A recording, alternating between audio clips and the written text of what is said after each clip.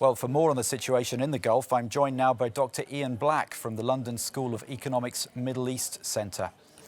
Dr. Black, thanks for joining us on Euronews now. How serious would you say this situation is?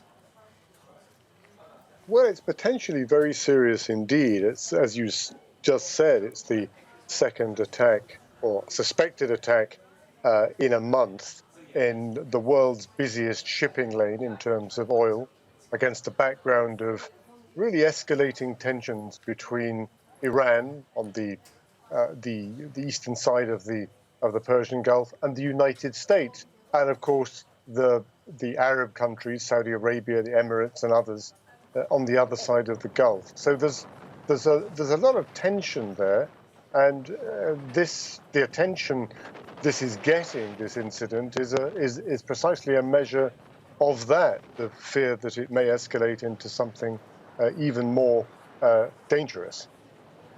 And of course, the standoff in the background between the US and Iran, how much does that play into this situation, would you say? Well, it's very much part of the story. I mean, I think that there's a long-standing history of hostility between the United States and Iran since the Iranian Revolution, but of course it escalated very significantly last year when President Donald Trump abandoned the 2015 nuclear agreement signed with Iran, reimposed American sanctions, and has vowed to target the Iranian economy. It's quite interesting that the Japanese Prime Minister Shinzo Abe is in Tehran today, and there had been expectations that he would perhaps be delivering a message from the Iranians to the Americans about the way to possibly de-escalate and to start talks again. So the timing of this incident is also extremely provocative. It has to be said the Iranians deny any connection to it, but the Americans have come pretty close, particularly John Bolton, President Trump's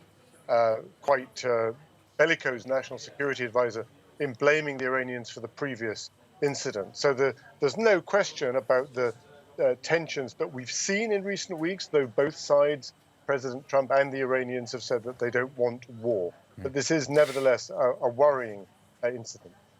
And briefly, can anything be done to protect international shipping in the region?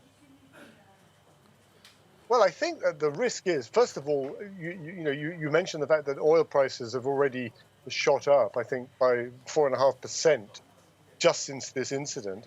I think that the concern about the situation, this confrontation, requires a greater effort by the international community to try to de-escalate. Now, the European powers have been trying. They still support the 2015 nuclear agreement, as do Russia and China.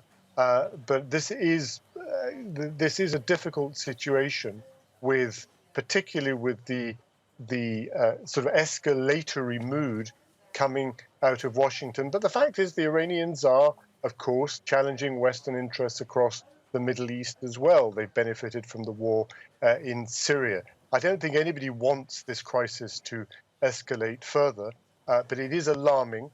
And of course, there is the question of the internal power struggle within Iran as well. So people will want to try to calm things down. But this incident makes it even harder to achieve Dr. that. Black. Dr. Ian Black from the London School of Economics, thanks very much for joining us on Euronews Now.